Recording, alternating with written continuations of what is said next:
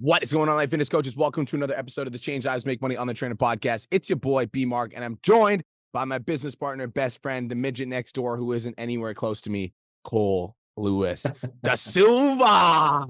Bro, I literally was like, we're definitely not next door right now. We are like a solid 10,000 miles away from each other.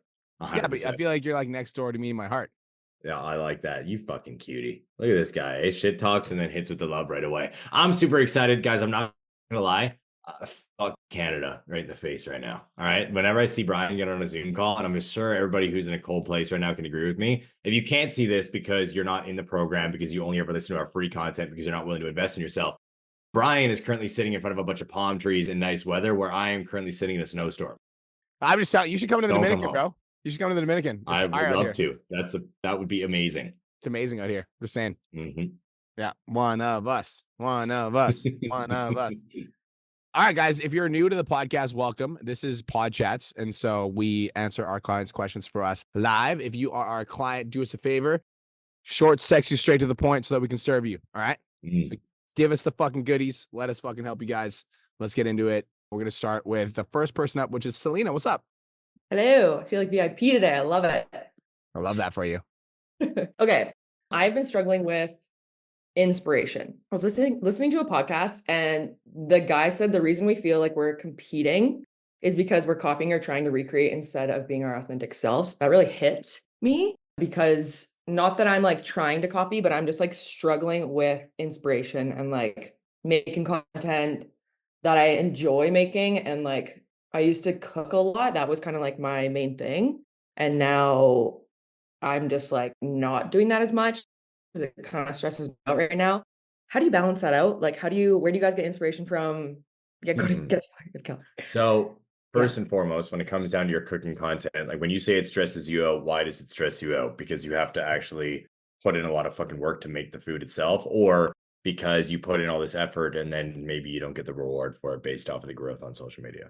Yeah, I think that might be part of it. Like when cooking became like my job, it started to stress me out a little bit more. Like I used to really, really like look forward to cooking, even building the content too. And like, I don't even think it was necessarily like, I was never doing it to get that like praise for it or whatever, or get clients from it. Like it was more so just like, I love cooking. I want to show the world that I'm doing it. And I've lost that. And I've lost it before. I've lost it like a handful of times, but I've always brought it back. Oh, my laptop's going to die. But now, like, I think this has been the longest time. I'm like living with my boyfriend now, and that might be like part of the reason, not like by any means, but like having someone else in the house, maybe like my routine, the kitchen. I don't know. I don't want to make excuses. No. But Stop. See, this is like, you need to allow yourself to go through what's going on in your mind and your heart and in your brain. Does this make sense? Like you guys, you'll have individual thoughts, you'll have subconscious thoughts, you'll have a feeling internally. But then you're like, oh, I might like, I don't want to bitch and I don't want to whine. I don't want to work through this, but you need to work through it in order to be able to figure out what's wrong.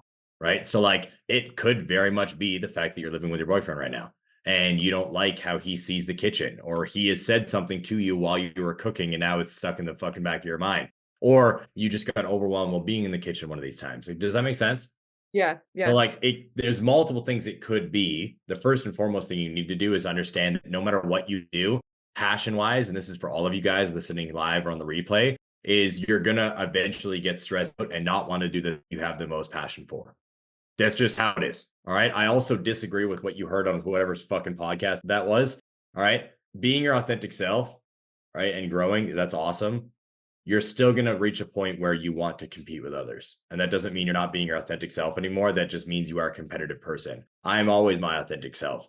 I fucking hate losing though, Selena. And I don't like seeing other people doing better than me. Does that make sense? Right. So I think we got to get back to your roots. Number one, understand that it's going to be stressful to cook. But at the same time, if you keep bringing it back over and over and over and over again, that is something internally telling you that you need to be doing it. All right. And then just do it stressed. Allow yourself to get back in your fucking fluid motion a little bit. Yeah, I think that's a big part of it, is just like taking the emotion out of it and just like getting it done. But I think finding that has been like the tough part, and actually just going through with it. Cause then I just like find myself like scrolling and being like Procrastinating. procrastinating. And then also just like trying like stop myself from doing this in the past of like, you get down this rabbit hole of like, oh, I'm just going to find like something that like inspires me. And it sounds so like frustrating because I'm like, I've done this before. Like I know how to make the content that I like people have commented and like I've got clients for my content. So it's like, why do I struggle so much with getting there again? I think, again, that's where you start to overthink what other individuals' opinions are and you stop thinking about what you like. And that's the weird balance, guys, of understanding that technically your social media isn't for you, all right? It's for others, but you need to give them you and allow yourself to be you in order for you to fall in love with it. And that's why I said just do it stressed. And I actually want all of you guys to write that in the chat box for me and write it down. Just do it stressed. There's multiple times where I'll go pick up a camera and I'll go to talk about something that I'm very passionate about. And then I'm like, fuck, I start overthinking it. I'm like, I don't know what to do here. Or I'll get like an opportunity to do a video for Motiversity. And I'm like in my fucking head, like, I don't know what to fucking say. But then when I just take a step back and I'm like, shut the fuck up and trust you, because I start arguing with myself. And then Daniel will hear me and call me a fucking weirdo because he works here all the time. Like, it's because I just combat the internal dialogue. I've heard Brian do it multiple times too. It's going to happen. And you need to allow yourself to like, okay, yeah, sometimes I need to look online for some inspiration, but also sometimes you need to trust self, right? What do you like? What foods do you enjoy? What have you done in the past that has worked? And how can you double down on it in the future instead of just becoming stagnant? Deal? Right. Yeah. I feel like too, like it's almost like last night I asked my boyfriend, I was like, what do you think I should make a video on? And he like fired off like 5 ideas. I was like, I know this shit. Like, how did I not think of this? Because I'm so like deep inside my head that I just like can't even think of the basics anymore. So yeah, I just like talking to myself and like you said, like talking to that inner voice and just kind of like getting through it and pushing through. And yeah, true. Also listen to him.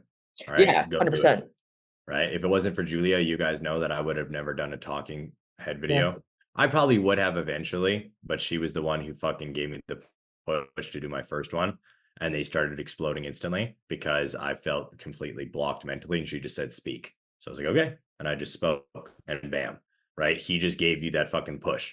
Do these. Okay. Go do it. Okay. Deal? Yeah, I love it. I like it. There we go. Thanks. Bam. I love the advice to do it stressed. Mr. D, what's up, King? What's good? What's good? How you guys doing today? You know, bro. That's what I'm fucking talking about. But I don't really have a question. I just told myself that, until I get back to where I want to be, I'm going to show up every day and be the first one with my hand up. So I just want to come on and say, like, these past couple days, I wouldn't even say these past couple days. Honestly, it's just been today. I feel like everything has clicked, like all of what you guys have been telling me. And I feel like all the adversity that I've been through, all the things that I want to accomplish, where I want to get to, I feel like life had to almost knock me down to realize who I had to become to get to where I want to get to. Yep. And I feel like I haven't been, like I was complacent for a little bit, if I'm being completely honest. Yep. And now I feel so fucking fired up I just feel unstoppable. You know what I'm saying? I'm just grateful to get back to this feeling. Grateful to have had this adversity, as weird as that may sound. Yep. I want everyone to write this down. Never lose momentum. Never lose momentum. I want you to write that down and remember it. Never lose momentum. The amount of energy it takes to fucking get a car from 0 to accelerate is significantly more than it takes for a car to just stay at the fucking pace that it's at when it's got at top speed. Never lose momentum. Easy concept, hard to implement. Because if you can never lose momentum and you get yourself to a place where you never let yourself fucking take the foot off the gas, man, I'm telling you, no matter what life throws at you, you're like, I'm fucking Brian Mark. Doesn't fucking matter what life throws at me. Doesn't matter. I'm fucking unstoppable. And when you get yourself to that place where you like actually know that you're unstoppable, bro, like life could punch you in the face all day. Doesn't matter. Never lose momentum. Absolutely. Now that you have it, never lose it. Absolutely. Absolutely, man. I appreciate you guys. That's the mindset. Let's go. What's up, Mel? Hey, how's it going? Best day of my fucking life. How are you?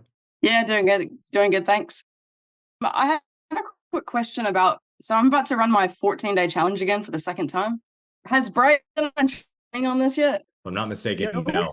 We are currently looking into it right now, big breakdown. Okay. And I'll tell you guys why. All right. We can bring in to do a guest down. However, when we have everything situated, we want to keep you guys usually themed. Okay. This month is financial literacy and money mindset. That's why we're going to be doing a bunch across all groups to teach you guys how to manage your money. I will also say, don't get me wrong, we want to get Bray in right away to do the 14-day challenge. I might get her to just film an actual video instead of doing an entire live stream in the fucking group, because then this way it'll be easier consumed for you guys. But at the same time as well, like we had Janelle and Josh literally just do an entire fucking week of 14-day challenge breakdowns that you can watch. And just like Brian said in the chat box, you know what to do. Audit your last one. Okay. If you did it and it didn't go great, look at what you could have done better and break it down. Okay. Okay, I do have a specific question as well as far as that. Like, is it best to use the free group that I established last time, or create Nope. a whole new? Start a new one. And I'll tell you why. Okay. Anybody that's doing a free challenge, always start a new group. The reason why is everybody in the challenge needs to be there for the challenge, because people follow social behavior. So if I walk into a nightclub and nobody's fucking dancing, I ain't dancing.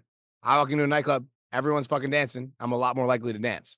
And so it's the same thing with social behavior online. When you're running a free challenge, you want as many people as possible in the group engaging. If you have a bunch of people that see the post but don't engage, that's going to tell your free challengers that this challenge isn't valuable. They're not going to engage. Okay, cool. Cool. Thank you very much. Konnichiwa. Go crush it. You know what to do. You got it. Yeah. You know what to do. What's up, Sammy? You're muted. Yep, sorry. I couldn't, the button wasn't working. Anyways, is it super annoying me being on the treadmill, or is this okay? 12 out of 10 annoyed. I'm Of course joking. you're good. I can't even tell. You're good. Okay, sweet. I was really awkward silence. I was like, fuck, sorry. All right, amazing. So my question is, this is kind of based on a bit like last week we were talking about, like, now my focus should be client retention. And I have noticed that in my free Facebook group, I'm in it every single day, like posting, commenting back if there's any engagement, but the engagement is very shit in my free Facebook group, except for my actual clients. They're the only ones that are active in it. And I've also noticed a trend towards broadcast channels on Instagram. And I did a poll on my story the other day being like, do people prefer broadcast channels or Facebook groups? Like, what's going on? Just I think, like, with the time of things changing, what people prefer. That's kind of and I would love your thoughts on, I'm thinking about just having a what's called client only Facebook group, and that where I can do like extra training, like group calls, put a lot of energy into that client retention, making it the best community ever. And then for free stuff, just having an Instagram broadcast channel. But I don't know a lot about the broadcast channels, and I know that you guys are like killing it in yours. So I'd love to know what your thoughts are. Go ahead. There you go. Perfect. 100%. I love the entire idea. Now, I will say I wouldn't treat your broadcast channel as like this is for clients or anything like that. But like having a fucking locked community, exclusive community for your clients, and then fucking giving them as much value as you possibly can is always recommended by us. And if you guys have the option to do a broadcast channel on Instagram, fucking do it. 1,000,000%. All right. There's literally no downside at all. Every individual that is following you will instantly get a notification saying that you are inviting them to join it when you do make it. And then this gives you an opportunity to exclusively communicate with the individual below you. All right. Just to give you a breakdown, not only do I share all of my reels and my posts to that channel whenever I do post them up, if I think they're going to provide value to the audience, but I'll randomly just send voice notes in there, random updates, little quotes, little motivational blurbs, things about my life, because it's getting my followers more connected to me. And why are individuals going to stay, connect with me, pay me, become a client, whatever, because they know me, like me, and trust me. Yeah, You hear me, yeah, that was my thoughts too. Yes. I was literally just going to hit this, like, Sammy Rue, you literally just ask, like, what is it? If you don't have it, you don't have it. Okay, this is the thing. Like, only some Instagram accounts have it right now. Some still haven't updated. So if you guys can update your apps right now, if you go to my page and you have broadcast channels on your Instagram, you'll actually see mine called The Wolves Den, and it will be fucking something that you can click and join on my Instagram. And it's very simple. In there, I'll do updates about clothing, about fitness, about mindset. I'll talk about my family. I'll talk about my emotions in boxing, how I felt after a spar day. Why? Strictly because that free community builder, Sammy, is fucking insane. Yeah. Okay. Yeah, because I was just thinking, like, I feel like I'm wasting my time with free Facebook community. I agree. When it's only my clients engaging anyway. So and it's separate like, it. This is the thing. Say I agree. All right. However, only at the current place that you are right now. All right. Like in fucking a year, we could be blown up with clients. How many clients do you currently have? 22. Awesome. Like you're doing fucking great. So let's start the private community. Let's fucking get all your clients in there because they're paying and they're engaging. All right. And the next little bit, let's look at starting a free community. But right now, broadcast channel, no matter what, period, because that helps you build a community on your follower list through Instagram. And then in the future, once we start building up your fucking paid community and we want to start filtering more quote unquote cold leads, then we could look at a free community on Facebook too. Yeah, cool. And yeah, I didn't know if it was like a bit of a, I don't want to say like an age thing or anything, but like, I just feel like heaps of my Instagram followers, for instance, they were like, nah, we don't even use Facebook anymore. Like, so I just don't know if it. A lot of people are like that, but let's also be real. There's a lot of you guys that have joined the fucking academy, been like, I don't even have a Facebook profile. And I'm like, dope, homie, go fucking download one, because that's where we do all the coaching. And they're like, oh, okay, sounds good. And then they go download one and they're using it. So it's like, we make the community so strong that you are forced to jump into the bandwagon and fucking follow along. Okay. Yeah, that is true. Wait, Makes sense? Yeah, that gives me good direction. Thank you. Got you. Perfect. Beauty. I love it. By the way, I'm turning my video off, guys, because Dominican Wi-Fi is absolutely trash. Next, Mr. Aaron. What's going on, brother? Yo, what's going on? It's been a bit. Nice to see your beautiful faces. This question Good to see you, Doc. probably will be a little bit of a curveball, and mostly for Brian, just because I want to pick his brain on something. Because I guess I'll give 30 seconds of context. My wife got hired as the media director at our church in December. Yep. And through the skills that I've learned from you guys, I thought, okay, cool. I could use maybe some skills to kind of help her out. And I started posting just a couple times a week on my pastor's page. Now, his page, the first video I ever posted for him, hit 1 million views on Instagram. And his page has gone from like 800 followers to like 6,400 followers in like less than 2 months.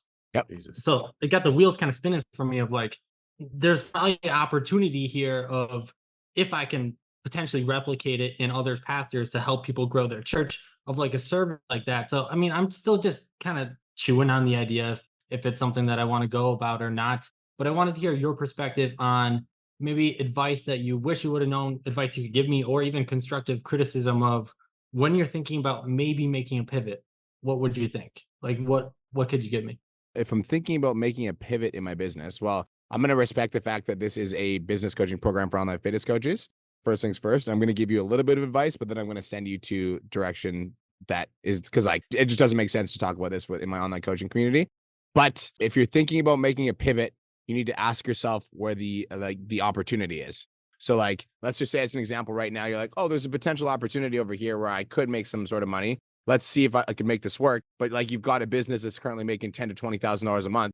And all of a sudden you start chasing all of your fucking rabbits, and you start chasing all of the opportunity that you could be making over here and not spending time on your business. Your income goes down and you feel like shit. And then the opportunity doesn't work out. And now you're fucking left with nothing. So I'm actually doing a podcast about this week, but the biggest mistake I ever made in my business, Aaron, period, was starting when I bought the gym. Biggest mistake I ever made in my business, 100%. Because I took my fucking eye off the ball for 2 years, dude. And like right now, Cole and I are in massive momentum, and we like picked back up and we're fucking amped, and we got the gym and pizza domination. But it was the biggest mistake I ever made in my business, ever. Is taking my fucking eye off the ball. And so unless you're prepared to go all fucking in, like this shouldn't get any more than 10% of your energy, because all of your clients that are paying you the money that you're able to do shit like this for fun on the side, like those clients need all of your attention or they're not going to stick around. And if you have extra time on the weekends when you've got a little bit of time to dedicate to it, that's fine. But like this should get no more than 5 to 10% of your attention, because it provides you absolutely no revenue, even if it's a fun passion project. Fair. Yeah. I think that's a good mindset. It's good to know. I just wanted Also, can I just say one thing? Yep. Aaron, please, for the love of God, do not become one of these people that have helped one fucking page up and then DMing other pages saying that you can do the same thing, or I will lose my fucking. No, I 100% agree. You know how many messages I get from accounts that are like, I got this one page, 1 million views, and I could help you grow. I like 35 a day, bro. Don't do that. So what I want you to do is make it a thing, right? It's like when your guys' business, you guys got into training your niche. Why? Because you became experts with them. You helped fucking 50 plus women, 50 plus men, 50 plus competitors do XYZ. And you're like, holy fuck, like this is my niche. This is what my strong suit is. Right? You got to establish it as the pro in the industry before you start trying to monetize. Feel me? 100%. That's why I said I kind of want to duplicate it to even see if it would be a thing, do it for free, just try to see. But yeah, I appreciate that feedback as well. Just I sure. I 100% agree, because I hate accounts that do the same thing for me too. It's like I have 200 followers. Like I don't want to see your DM. Yes. So thank you. No problem. Cool. Miss Katie, what's going on, girl? How you doing? I'm doing so good. How are you? Best day of our fucking lives. I love it. Okay, so my question is, recently I had like yesterday, but I posted out on Saturday, had a reel like super pop off. It's got like over 300,000 views. I got a bunch of comments, and it's like literally directly to my niche. And it's like the first time that like my content has popped off, and it was like people being nice and like my people and not like mean people. So I went from like 7,000 followers to I think I'm at like almost 14,000 followers now, Oh, basically in like a day and a half. That's fun. And so I'm super pumped. I feel like a little nervous. I've been like in the DMs and 3 coaching applications, like 10 keyword messages. A bunch of people downloaded the free guide that I have, but I wanted to pop on here and ask you, what do you think like is the best, I guess is like the best way to take advantage of this? Kind of what I was thinking was just like post good quality content like I was planning on doing I got anyway it. for the I next got like you. week. And I know I got you. I got you. Okay. Okay, so step number 1, delete all of your Instagram stories right now. All of them. Okay. Step number 2, post 1 Instagram story with the fire before and after.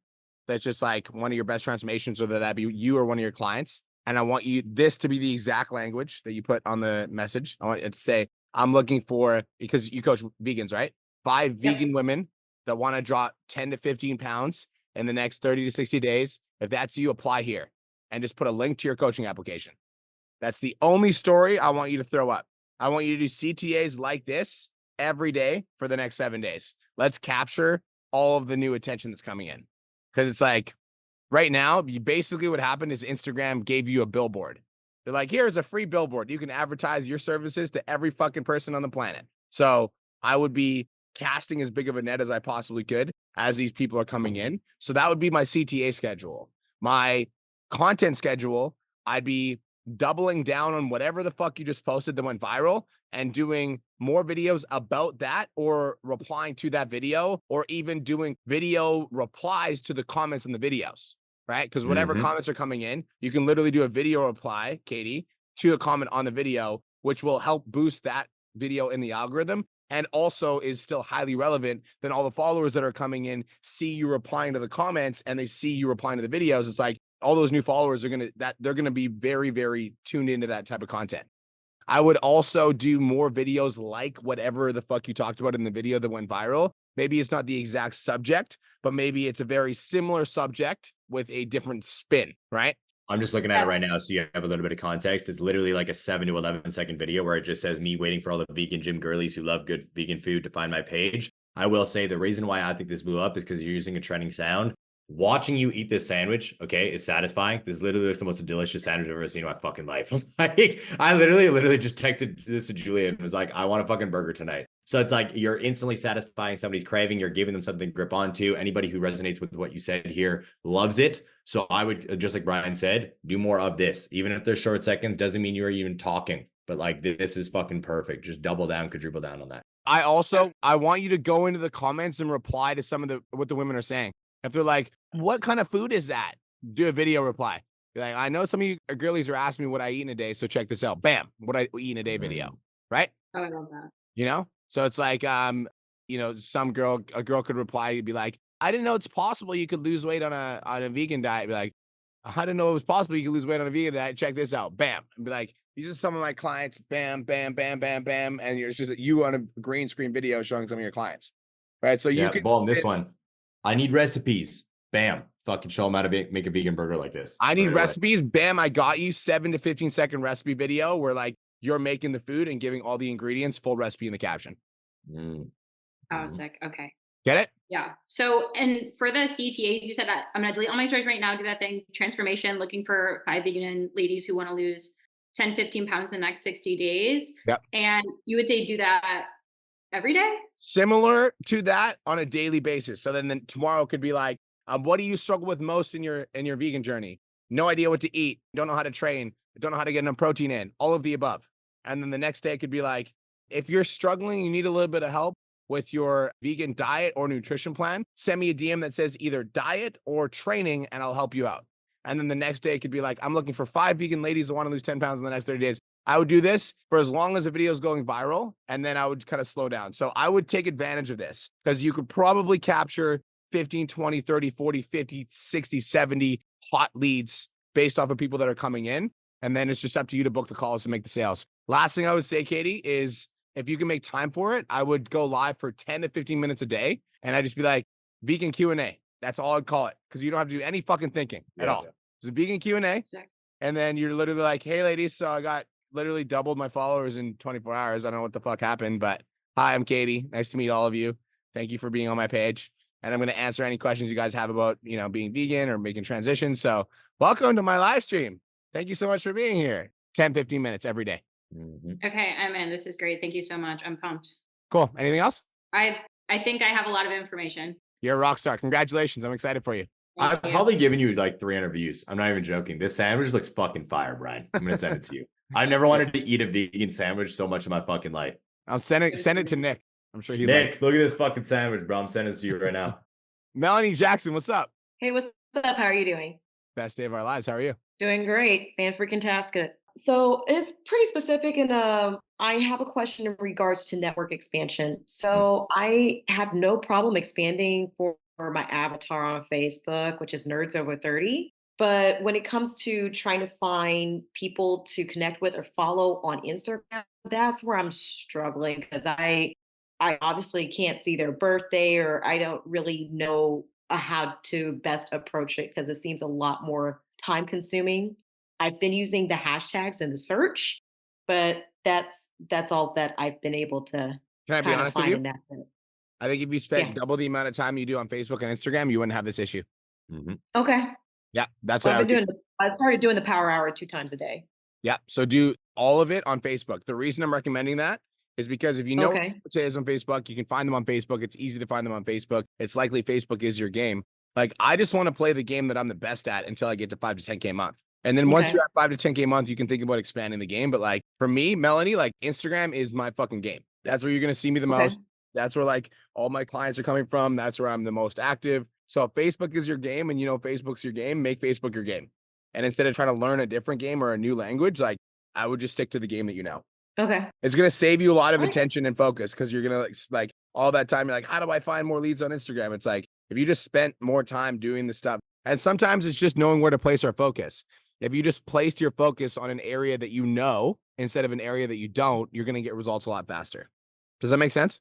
Yeah. Well, I also like in as far as experience has been since I've been with the academy, whenever it came to challenges or even from getting clients, I have gotten a majority of them from Instagram, which I thought was weird because I always felt I had more experience with book. So I thought that was kind of interesting. Yeah, I would, in terms of network expansion, I would focus on Facebook because you know it. And whatever you're Okay. doing on Instagram is working. So I wouldn't change a lot on Instagram, in my opinion. Okay. Gotcha. Cool. Anything else? No, that was it. Bob. Josh Wayner, what's up? Hey, how's it going, Brian? Good, brother. How are you? Good. Hey, cool. Okay, Dog G. okay. So my question is around my avatar and how I might be able to speak to one audience while including another. I was doing a sales role play with David, and it was kind of a struggle because I picked nurses as an avatar because somebody close to me who was a nurse passed away, and I kind of felt like that was who I wanted to serve. I thought I'd get good fulfillment from that, making that my avatar.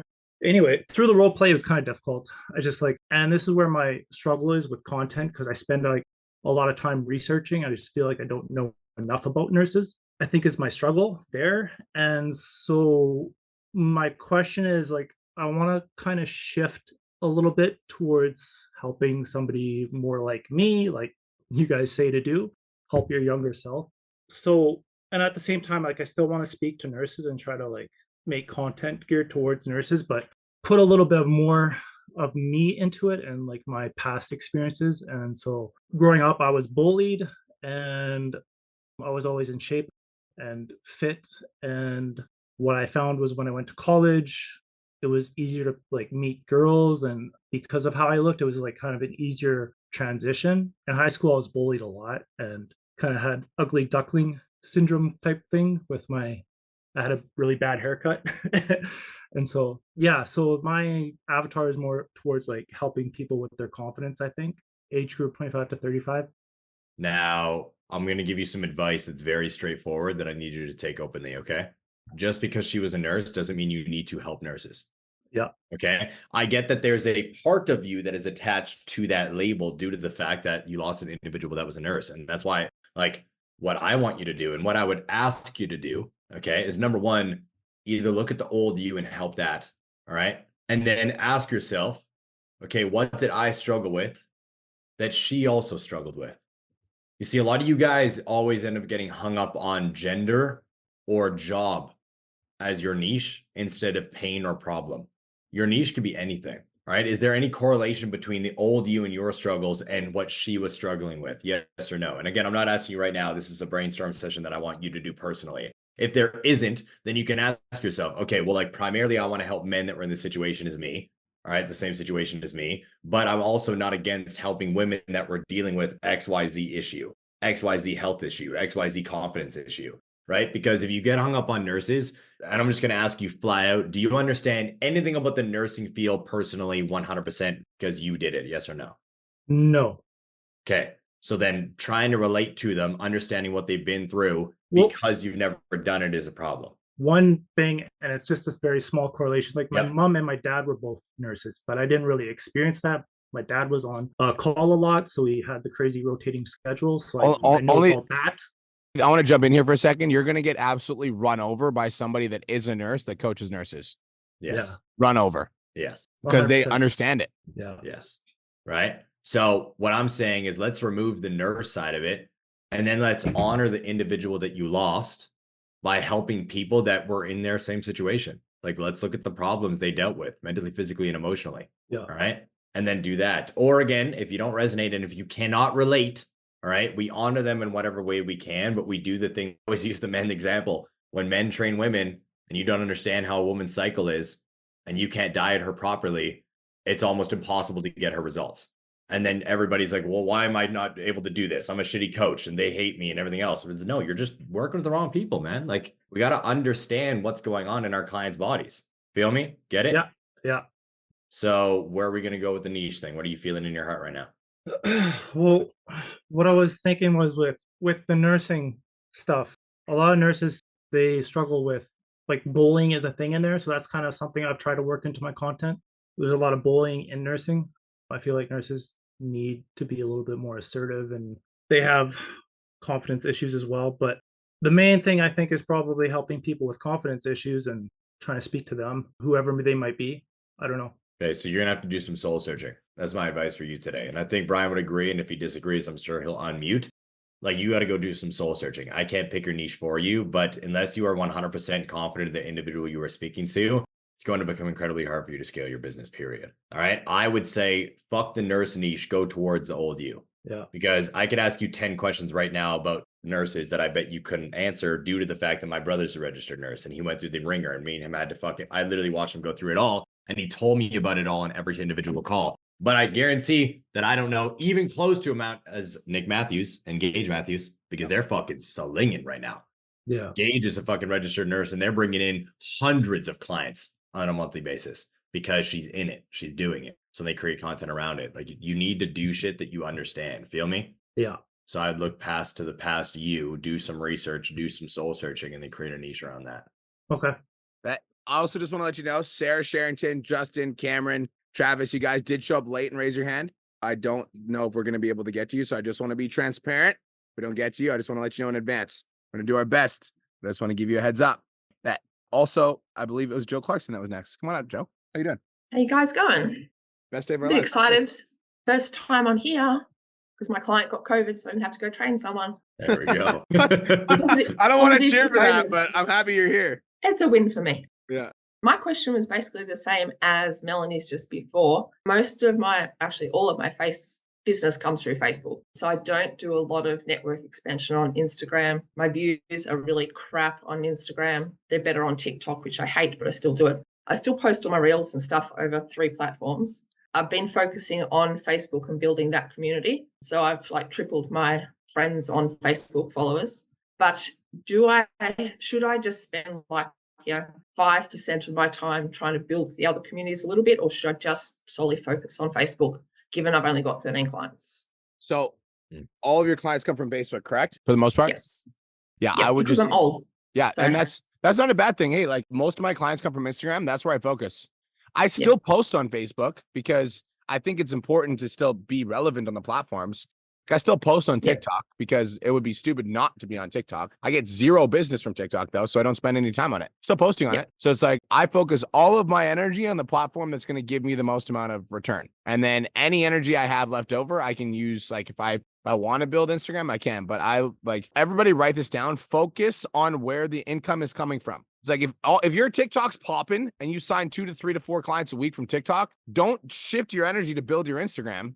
You're like, let's get to 50 clients from TikTok. You guys get that? Like if your Facebook's popping, that's where you get all your clients from. Instead of being like, oh, like I should probably build my TikTok. No, like get your fucking business to 20, 30, 40, 50 clients. Then let's work on a different platform. Because now you got revenue, right? Now you got a system. So double down on Facebook. I want everyone to write this down. Focus matters. And where you place your attention matters. You only have 24 hours in a day, right? And the only thing that you guys can do with your energy is choose where to focus it. And the analogy that I'll give you guys is have you guys all seen what happens with a magnifying glass if you point it at a fucking stick of grass? Take a magnifying glass, you focus the sun's rays on one point, it lights the fucking grass on fire. But if I take that same magnifying glass and I aim it at fucking everything, nothing happens, which goes to show you what happens when you focus your energy. Does that make sense? And so in our business, we need to choose where to focus our energy, and then we need to not take our eye off the ball. And I would recommend focusing your energy on the activities that are going to generate you more revenue, aka Facebook in this instance. Make sense? Awesome. Bet. Thanks. You're welcome. Thanks. Good to see you. I'm not You happy too. that your client got COVID, but I'm happy to see you. And Cole, I'll see you at Gold Coast. Yeah, you will. With that being said, I actually wanted to wait to say this, but I'm fucking atrocious at surprises, etc. I'm going to do something exclusive for all PT Domination students that I meet in the Gold Coast. So it might be a dinner, it might be a breakfast, it might be a meetup. So if you are down there, you'll be able to fucking break bread and hang out with me and the crew. So it's going to be a good time. I'm excited. Yeah. Oh, that also reminds me, I forgot about this. Fucking also big news. The tickets for the PT Domination All Access event are going live February 20th. So if you haven't gotten a ticket already and you're thinking about getting a ticket, February 20th. Also, we just have another thing that we're doing now, which is exciting. If you are listening to this and you're in the academy, we're going to start rewarding milestones starting today. Okay. So here's how it works. Your first $1,000 in the academy. I know if you already hit $1,000 in the academy, I'm really sorry. Okay. These are for today moving forward. We just decided we want to do this. So your first $1,000 in the academy, we're going to buy you a thank you more please t-shirt. Your first $5,000 in the academy, we're going to buy you fucking backpack. And then when you hit 10K, you obviously get the fucking sweater. Okay. So now we got milestones. All right. We call it Online Trainer milestones. So moving forward, your first $1,000, bam. Thank you more please t-shirt. Your first 5K, bam, fucking backpack. 10K, bam, sweater. We want to gamify all the milestones. All right, let's fucking go. Cool. All right, next. Who's next up? I left the Zoom call. Can you see the order call? Cool. It doesn't show me the order now. Yeah, we got Kayla. What's up, Kayla? She's doing meal prep. She's so pumped. All right. So my question for you guys, thank you for having me. So I'm working on some of the modules and I'm climbing through them. And of course, I would say I'm getting roadblocks on myself and overthinking about, especially when I hear in them, oh, this should only take you 10 minutes. And then I spend 6 hours doing something and I'm like, For what? This has happened on a few things. So I'm not very tech savvy and I know I can work through it. I went through one of the modules the other day and I'm working on an ebook for my clients right now. And I'm trying my hardest to not have it take me 4 days to produce an ebook. I'd be super fucking proud of it, but I don't want it to take me 4 days. And Cool. so, yeah. So I'm going to give you advice that's probably not what you were expecting, but that's okay because that's what I'm here to do. Let it take 4 fucking hours. Rude. When I used to 4 post days. on Instagram, because like if Nick, the vegan videographer, put a fucking camera on my face right now, I could spit out a reel. But like it used to take me like a fucking hour of sitting down, writing the script, editing the script. He'd film me 5 fucking times. I would hate it. I wouldn't like the way that I sounded. Same thing with writing content, Kayla. Like the first time I ever wrote a piece of content for Instagram where I was like trying to write it step by step, it took me a fucking hour. Now I can write a piece of content in 10 minutes. So like what takes you 4 hours now, let it take you 4 hours and then give yourself a pat on the back for being a bad bee and be like, we're doing that shit faster next time. Let's fucking go. So like write this down, especially for new entrepreneurs. Finishing the project fucking matters. Yep. It doesn't matter how long it takes you as long as you get it done. That's the mindset. So it's like, it doesn't fucking matter how long this shit takes me. I'm getting this shit done. Yeah. And when you have that mindset, you will start to get it done faster. Also, I'm just going to say something, and this is not very nice, but this is the truth for my entrepreneurs that are going from 9 to 5s to going online. This is also the truth if you want to grow your own successful business, right? Is like, and you want to start hiring people, is like, guys, it's like you come from a background where like you get paid dollars per hour. So you don't get paid for efficiency working a 9 to 5. You're like, the more efficient you are, the more money you make. That isn't a thing. You get paid dollars per hour. So you're not rewarded for efficiency. In entrepreneurship, speed fucking matters. And so the faster you can get shit done, the more efficiently you can get shit done, the more productive you can be with your business, the more money you will make. And so this is just your first test run at entrepreneurship. That's good. So the only thing that matters is getting the shit done. Doesn't matter how long it takes. Just fucking get it done. And then as soon as you get it done, be like, okay, that took me fucking 4 days. The next ebook I write is going to take me fucking 2. And the next one I write is going to take me 1. I'm going to get this shit done in a day. And you just keep getting better and better and better and better and better. Makes sense? Yes, 100%. Thank you very much. You're welcome. I hope you have the best day of your entire life. Thank you for being I want to so share positive. something very quick before we move on to the next person, because I feel like this will be powerful for you guys, especially off of that subject. All right. All of you guys expect to be too good, too fast in everything that you do. All right. How many of you guys would believe if I told you that whenever I tried to go live in the past, it took me 9 tries in one fucking live stream in order to actually fucking fulfill and do the entire thing? Probably not a lot. But Brian watched me go up and down the street and start and stop live streams fucking 7 to 9 times in a row before I actually was able to fucking say fluently what I wanted to say and deliver my fucking message, because I had no idea how to talk on camera. It intimidated me. I didn't understand how to do it when I first started entrepreneurship. And until I just got out of my own head and did what was in front of me, I saw results. And this is what we've been doing in boxing. And I want all of you guys to go listen to this song. It's called My Toy Soldiers by 50 Cent. All right. This is actually mine and my coach's theme song. All right. We play it every time. Why? Because I told him when I first started training with him 9 months ago, homie, I'm just the toy soldier. Just wind me up and tell me what to do. So every time in practice, when I show up, I just shut the fuck up. I literally, there's no opinion. He's like, jab. I'm like, okay, this. And he's like, no, do this. I'm like, okay, this. Like, I'm not asking questions. I'm not like, okay, what do I do here? I'm not asking like, am I doing it wrong? I'm just literally doing it. And unless he corrects me, all right, I just do it again and do it again and do it again. Does that make sense? When you guys open up a module, listen to the module and do exactly what it says. All right. If it takes you 4 hours, like Brian said, who cares? Just get it done and then figure it out. The more you do it, the better you'll get across the board. My Toy Soldiers by 50 Cent is literally my theme song for every fucking boxing day. I listen to it every day in the morning before I train. I don't think here, I just do. Bam. Cole, who's next? We got fucking Dustin. What's Dusty, up, welcome back to the fucking fold, bro. Where'd you go? What's up, dog? Welcome back to the winner's circle, son. He left us, then he came back. Where'd you go? I didn't see you. Good to be back. And I love that first live stream I come back to the academy with is like recommit. Freaking nailed it right in, because like that is kind of my message to myself right now. Coming back from the academy is just recommitting to like grinding out and pushing out on the basics here and just building a sustainable business. And like my biggest goal this year is to get out of the volatility, because I've been going up and down. And for me, it's time to get out of the up and down there. Let's go, baby. Dude, I love it. How can we serve you today? So happy to be back at PodChats here. My question, 2 questions. The first of which is like the biggest area, like just reflecting on where I'm the weakest and where I know I'm going to get the most return on my effort is messaging. I want to become really good at pumping out messages. And right now it takes me a long time and I feel like I don't have a good flow. So my question to both of you is just, for VAs and stuff, but like for yourselves, how do you set up that flow so that you're hitting the messages? Like, is it stories, then likes, and then like what happens when like you've gone through that? Where are you going to?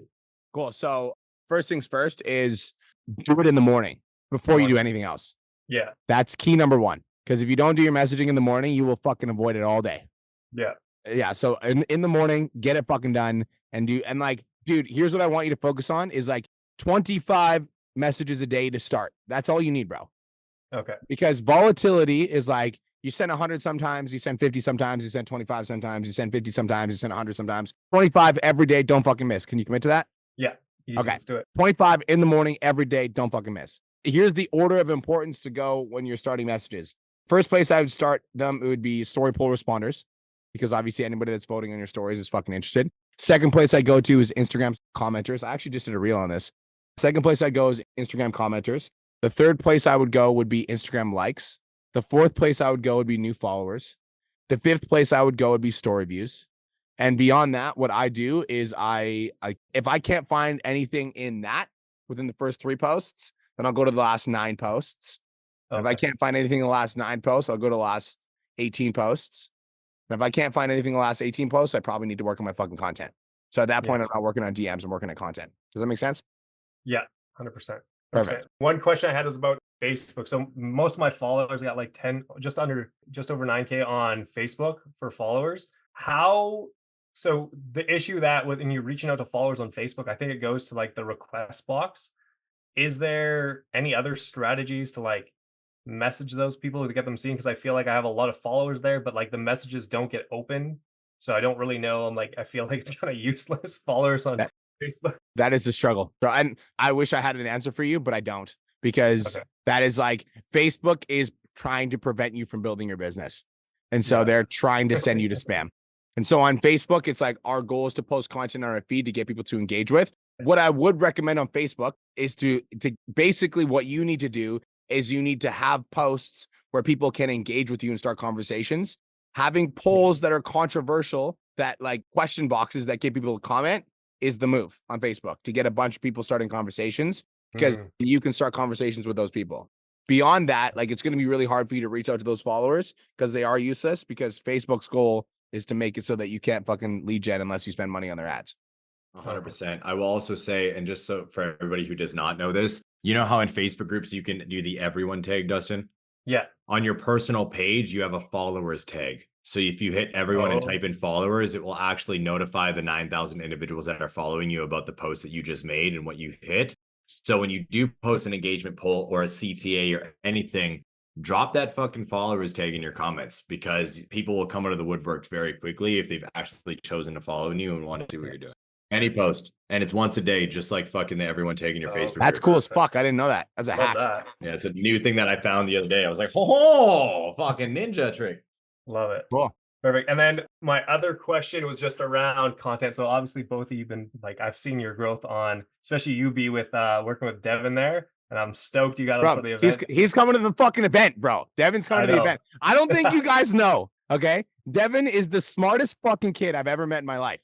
19 years old, making $100,000 a month. He's the most viral creator on social media that teaches content. He's a fucking genius. Anyways, it's freaking wild. So I wanted to pick your brain a little bit on exactly like what specifically like what the script writing process that you've learned, and like kind of how you go through writing scripts. Yep. So number one is I lean into my authenticity. That sounds super lame, but I'll tell you exactly what I mean by that, because it's like very vague. I pretty much insult the viewer in the first 1 to 3 seconds, but like I'm like that in real life. Like if you meet me in person, like I shit talk Cole every fucking day. That's what I do. Yeah, it's just how we are. I'm a shit talker. So like I'm a shit talker. So I lean into my authenticity and I'm like, stop being a fucking dork and starting all your posts like this. That's who I am. Okay. So I lean into my authenticity. So whatever your authenticity is, you need to lean into it. That's me. I like to fuck around. So I do that in my content. Second thing is the framework that I have 2 frameworks that I write from Dustin. Framework number 1 is stop doing this, instead do this. Stop doing this, instead do this. So I'll give you an example. When someone says, how much do you charge? Don't sound like a dumbass and give your price away right away. Instead, do this. So that's the framework. Stop doing this, instead do this. Or it'll be giving myself. So I basically edify myself and then I give the value. I'll give you an example. Edify myself basically means putting myself on a pedestal. It'll be like, I make between $600,000 to $1 million a month. And here are the 5 things that I've found out about lead generating on Instagram stories. 1, bam. So for you, that would be like, I helped my client Melissa lose 60 pounds in the last 3 months. And here are the 3 fat loss secrets that I gave her. 1, bam. So those are the 2 frameworks that I write from when I'm writing my content. Beyond that, what I do is I have 3 to 5 creators that I follow that have valuable content, but they just suck at delivering it. So find creators that have valuable content, but just don't deliver it well, and then take their ideas and deliver it better. And I'm constantly auditing my own content and finding out what's working, what's not. And I'm always doubling down on what's working. As an example, I'll give you guys a hack. If you go to my Instagram right now, you're seeing a lot of content where I'm like saying comment prompt and I'll send this to you, because that gets engagement. So you know what I mean? I'm always paying attention to what's working and I'm doubling down on it. So that's my content secrets in 90 seconds or less. Hopefully that was helpful. That's perfect. Yeah. And then, yeah, I guess, that's all my questions there. Answered it perfectly. And like, I'm just going to double down on the content that's working. I had some stuff that was going off a little bit ago too. So I'm going to try to do some more of that and just really focus on banging out the content. And right now, so for me personally, like what I've committed myself to, I wrote down here is like, I'm trying to post 2 reels a day, 1 square post on Facebook every single day for that engagement you're talking about. And then I was going to do 3 written posts per week. Cool. Done. Sounds good? Yep. That sounds great. Beauty. Awesome. And by the way, if you want to get your business out of volatility, then start focusing on recurring. Don't aim for 10K a month, aim for 5K recurring. Then you're in a different place. Should I just straight pitch the monthly then, or should I recurring? Yep. Okay, so straight month. Yeah, my best clients work with me for about 6 months. I would just price anchor high with your fucking paid in full, bro. Make it sound fucking insane, and then fucking just drop your fucking recurring because it'll be perfect. Everyone will pick that. Yeah. Okay. Just use a big build recurring. Big Yeah. Build recurring. Awesome. No, I appreciate it. Thanks, guys. You're welcome, bro. What's up, Jenna? By the way, you patient pandas, there's a big call today. So if you're waiting in line, I just want to recognize you for being patient as fuck and waiting to talk to us. We fucking appreciate you. All right. Yeah, it is a very big call today. It's probably the biggest pod chats we've had in a long time. Where did patient pandas come from? That's a fucking dope little. You're welcome. How can we help you, Jenna? Hey guys, I have a recurring question. So what would be the best approach if they finish a 16-week program? Would you try and get them to do a paid in full? Because currently at the moment with monthlies, they're doing a monthly subscription with a 30 days cancellation. So they don't actually have the commitment of the 16 weeks. Yep. So it depends. So I'll tell you how I approach renewals. I'm going to say it depends, and I'm going to give you my full answer. So it starts with it depends. And the reason it depends is, let's say, Jenna, your Facebook community is fucking disgustingly popping. Your girls love it. They're showing up every day. They're getting tons of value. They love your coaching. They love the energy. If that's your community, then just keep doing what you're doing. Okay. That being said, even though that is my community as well, I prefer to go for a renewal paid in full, because in my experience, what I've found is that when clients get to the end of their initial term, at that point, they view it as a month-to-month agreement. And so anything happens in their life, that's the expense that they cut first. In my experience, that's what I found. So I prefer to go for the paid in full. And the way that I do it is I offer it as a loyalty discount. And I'm like, Jenna, you've been with me for the last 16 weeks and you've been absolutely amazing. So I want to continue working with you. So obviously we continue work together no matter what. It's only blah, blah, blah, blah, blah. Your agreement continues. Or I'd actually offer you a loyalty discount if you wanted to save a little bit of money in pay in full. Would you like me to tell you a little bit about that? They say yes, then you pitch the paid in full. So it depends, meaning if your community's popping and your girls love you, don't change a thing. But I also think it might be worth it if, you can even test this out, Jenna. Like, let's say 5 clients are up for renewal. Test out the loyalty paid in full on 3. See if you can get 3 paid in fulls. And if you like that and you like getting the upfront cash, then keep doing it. And I'm finding the people that pay the painful at the beginning end up doing the same again. And then the ones that were doing the monthly do the monthly subscription. Like they stay on what they've come in on. Yeah. Yes. So like should I change it to like a 30 days cancellation and have it as, if you're re-signing, you have to have the 16-week commitment if they're paying monthly? Like, would that be a better way, or just leave it as is? Like you see, I think you leave it as is, because even if clients re-sign, right? Even if clients re-sign at if a client, something happens and they need to cancel, it's like, I don't want to hold a client to a contract if they've already paid me for 16 weeks. And then, you know what I mean? Yeah. It's like, so I would just say I want to continue working with you for as long as you want to work with me. And hopefully you never fire me as your coach and I'll never fire you as my client. So let's just keep working together. And would you offer like a discount for the monthlies if they're renewal? Nope. No. No, to just keep it. Okay, cool. Yeah. But if you wanted to try to switch them over to a paid in full, you could be like, hey, by the way, if you wanted to switch to paid in full, I could give you 16 weeks for $9.49. Yeah. Would that be interesting to you, or would you rather just continue on with what we have going on? Okay, amazing. And just a quick question about if clients refer, like giving them a free month, would you add it onto the end of the 16 weeks, or would you, if they're paying monthly, say your next month is free? So that one's 100% up to you. Okay, you could definitely just add it to the end of the 16 weeks. It's what we've done in the past. However, I've also, just for ease of mind, went into Stripe and just literally went fucking void for the next individual's payment, and then the next month was free for them. It's Why did I do that? Because then it was easier for me to refer them, because then when they come down or renew them, because then when it comes down to the renewal, you've already dealt with the free month instead of them being like, well, I get a free month, and then you got to wait 30 days in order to renew them again. Yeah, I also think it makes it an easier sell too. Yeah. Like an easier sell for them to refer clients. Like as soon as you refer a client, you get your next month free.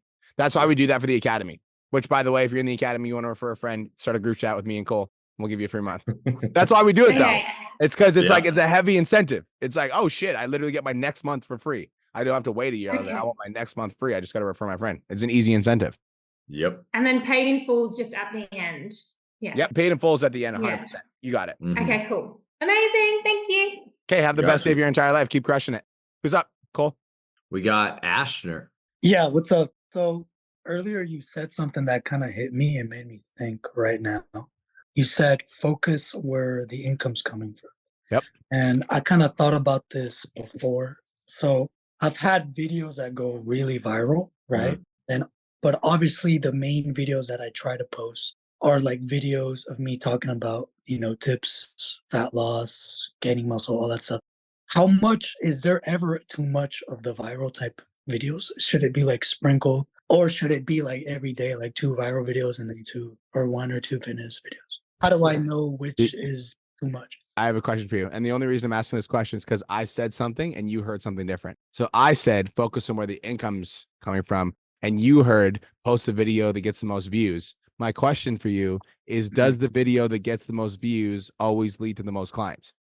That's the thing. Is like, I'm not really sure, to be honest. I'd have to experiment. But in the past, I feel like since I built up my social media in the past, before starting out, I feel like they made this a lot easier to get some initial clients. But I could be wrong, I'm not sure. I think the answer is both. So I want you to write this down, Ashton. There's 2 types of content. There's awareness content and there's conversion content.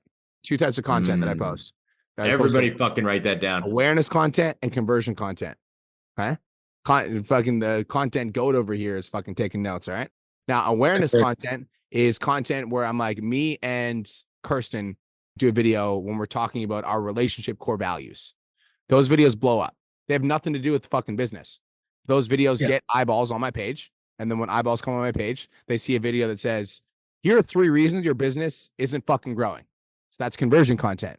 Make sense? So the awareness content brings people to your page, and the conversion content gets people to apply.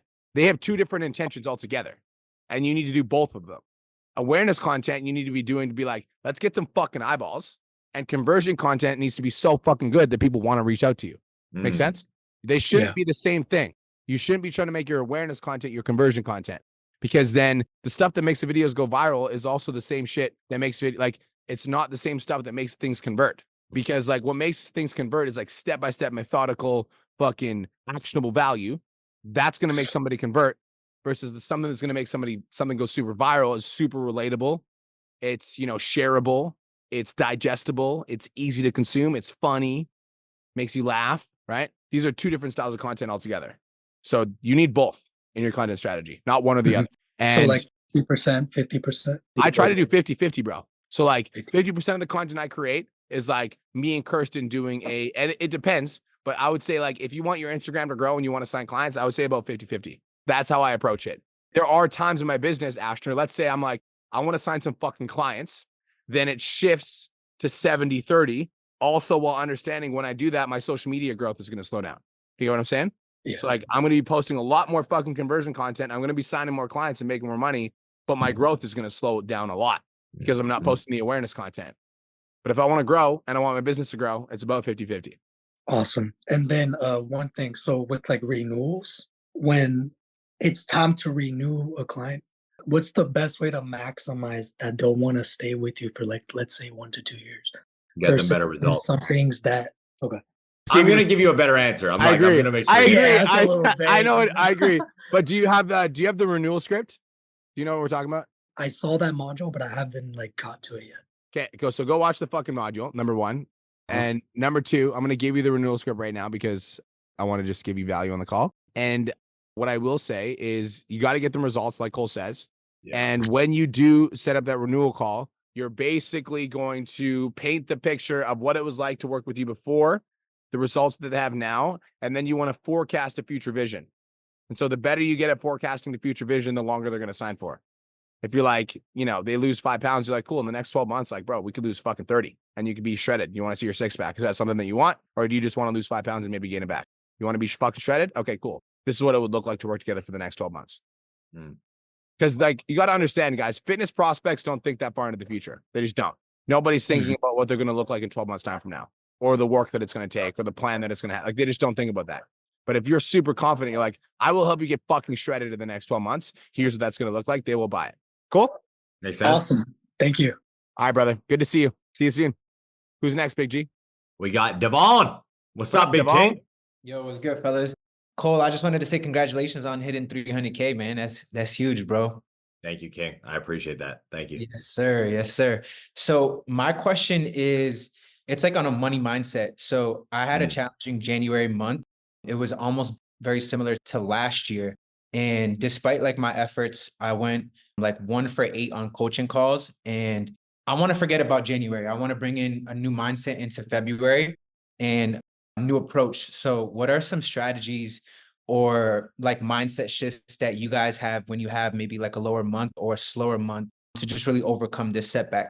Question. So I want to say, when you were in your losing streak, what were you doing? Wasn't posting twice a day. I was still posting every day, maybe not twice a day as I was before. That was maybe potential difference in content. Okay. What else? Not tracking how many messages I was sending a day. Okay. What else? I think I was just like letting that shit linger as well. Like with like that energy linger for like more than I wanted to. Okay. Were you showing up to coaching calls? Yes, the 10K. Yeah. Okay. Cool. And were you raising your hand and asking questions, or were you just kind of silent in the background? I think I was pretty active. I let them know as well. Yeah. Okay. I'm just fucking grilling you. I want to figure out what's going on. Were you booking role plays? I did 2 role plays. Yes. Okay. So if you had to give yourself an honest self-assessment and you tell me what you could have done better in January, what would it have done? Give me this right now. Honestly, what I'm telling myself is send more messages. I was stuck because I did a 6-week challenge to start January, and I blew through every single person that was coming into like my program. I mean, I know I don't want to say that, but because there's endless amount of people looking for this, but I just felt like in my like warm or hot like prospects, I felt like I already had pitched everyone. So I was like kind of like fucked. Like I didn't know who to go to. Yeah. Okay. So that's what happened. But what would you have done differently? Ask more questions potentially, honestly. Like no, you already told on yourself. Okay, I'll tell you. I'm gonna reflect back to you what you said. Okay, you already told yourself. You said send more fucking messages. Number 1. Number 2, you said track your messages. You stopped tracking. Number 3, you let your energy linger for way too fucking long. And number 4, you stopped posting twice a day. Am I right? Facts. You know what the fuck you did wrong. You know what it is. So, dude, like, I'm going to talk about why each one of these things affected your income. Because if you're not tracking how many messages you're sending per day, you're just like the fucking fat loss client that isn't losing weight, but then they have 2 tablespoons of peanut butter someday and fucking 6 the other day. And then the next day they skip breakfast. And then the next day they have A&W and they check in. They're like, yo, Devon, I don't know. And you're like, what do you mean you don't know? You fucking know. So that's number 1, right? Not tracking. Number 2 is not sending messages. Like, bro, like everybody write this down. You're a relationship builder. Okay. That's your job on social media. You're not a content creator. You're a relationship builder. If you ain't shaking hands and kissing babies, bro, you ain't going to sign clients. So your job every day is to shake some fucking hands and kiss some fucking babies. Every day. Shaking hands and kissing babies. Just to say what's up. Every fucking day. I don't miss. You follow me on Instagram, I promise you, I'm going to fucking shake your hand. I'm going to kiss your baby. Every fucking day. I don't fucking miss, bro. I don't fucking miss. All right? I don't miss. That's your job. You need to do that every fucking day. You miss in your job. You miss showering every day. Guess what? You're going to smell like shit. You miss brushing your teeth. Your breath's going to smell bad. You miss eating your fucking macros. You're going to get smell like coal. All right. That's what fucking happens. All right. Just fucking with you. Okay. So that's DMs. That's tracking. Let's talk about energy. You guys imagine if I showed up to this fucking call and I was depressed because shit wasn't fucking working out for me and I gave you guys that fucking energy. Can you imagine if I fucking did that? Could you imagine? Fuck that. Can't play that game, bro. You got to flip that switch every day. You're not flipping that switch. You're not fucking excited. You're not motivated. You're not fucking juiced up to get on your fucking sales calls. Your prospects get on the call and they're like, you sound like you're fucking dead. Like, I'm not buying off you. If I buy off you, am I going to be like you? No, thank you. Give them the fucking energy. Give them the passion, right? Every fucking day. Every no is one step closer to a yes. Everybody write that in the fucking comments. When I'm getting bitch slapped with no's, I'm like, oh, thank you. Thank you. Motherfuckers get me one step closer to that yes. Bam. You can't let that shit linger, bro. It's not a fucking thing. We don't linger. And bro, not missing is not a fucking option. That's not an option. Okay. But B, it was really hard to fucking post because I wasn't getting wins. That's why you should be posting more. Like, motherfucker, I'm fucking in this shit. Success is the only fucking option. And so if I'm not getting enough sales opportunities, like, I will be doubling the fuck down. That is the fucking mindset. So it's like, when you get backed against the wall, can I fucking give you some tough love? Just get it. Okay. Like, life just fucking kicks you in the dick, right? Backs you against the wall, gives you a shitty January. And you showed up as a lower level version of yourself. That was what came out of you. Now you get to decide if that's how you're going to show up in February. Are you going to bring that same fucking energy, that half-ass energy into February? Or am I going to see full-ass Devon? You get to decide, bro. This is your fucking business. I'm just here to hold up a mirror. Okay, you showed up with half-ass energy in January. Now you get to decide if you're going to do that in February or if you're going to go full-ass. By the way, bro, if I went 1 for 8, every fucking day I'd be getting on a role play call until I started going 4 for 5. Every day. Every fucking day.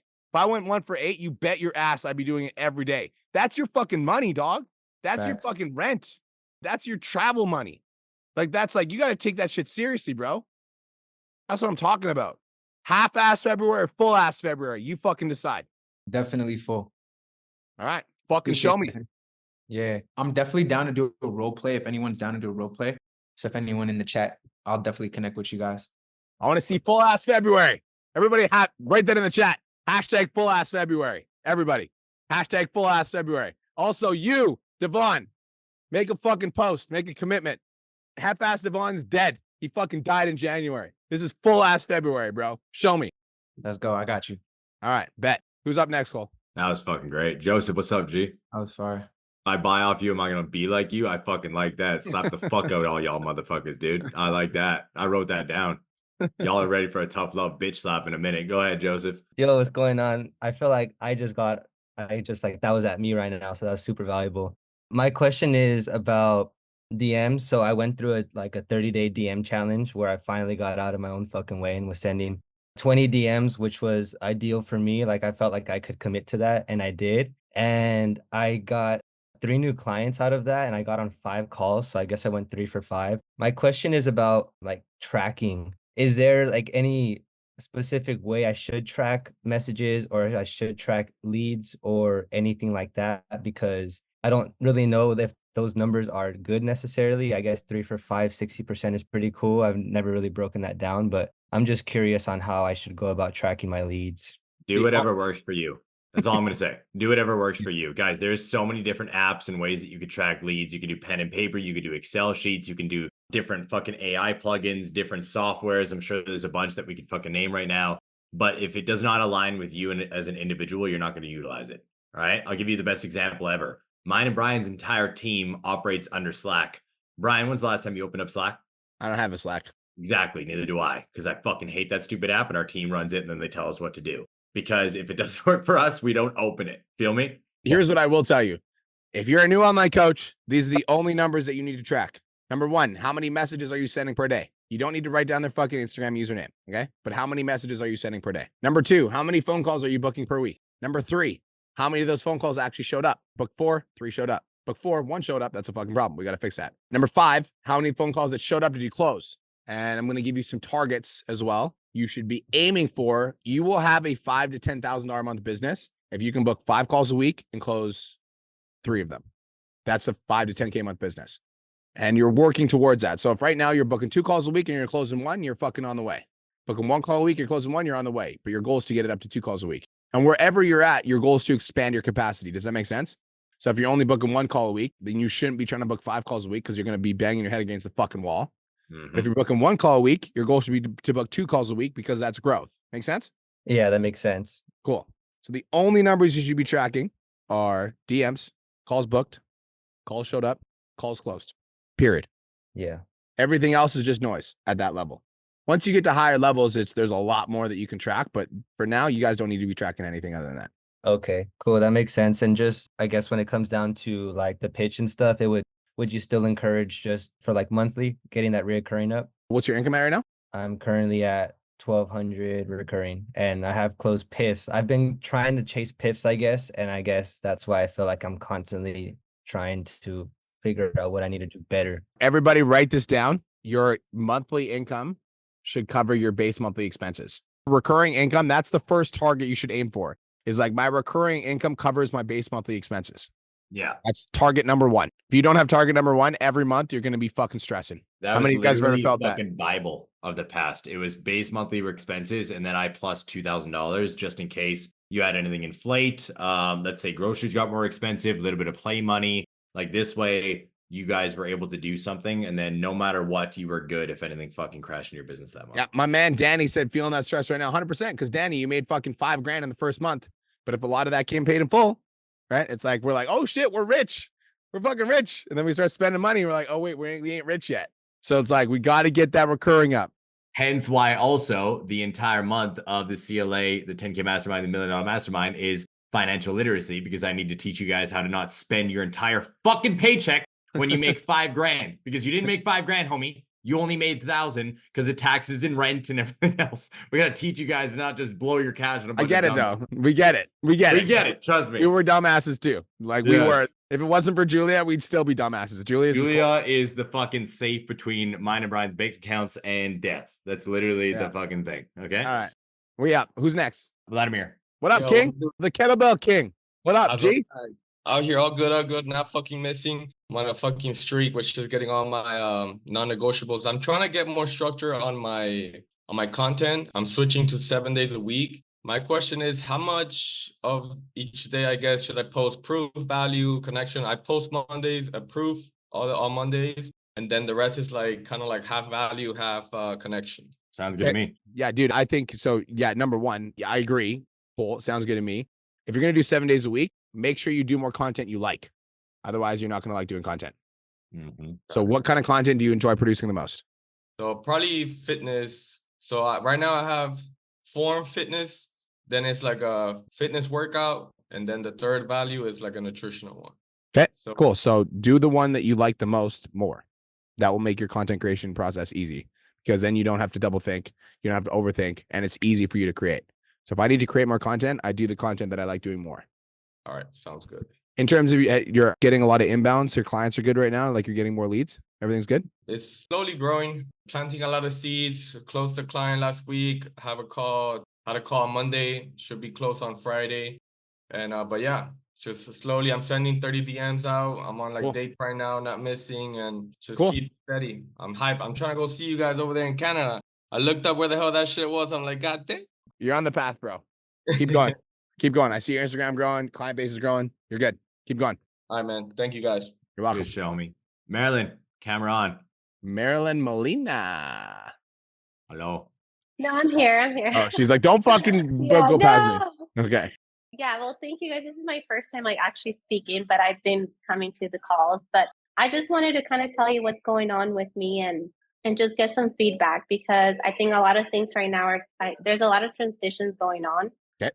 So I did have like an in-person boot camp with majority were moms, and I had it at a gym where I would rent it out monthly rent, but then they just increased it. And I just felt like it was my time to get out and go like full time online, just because I didn't see myself doing that like long term.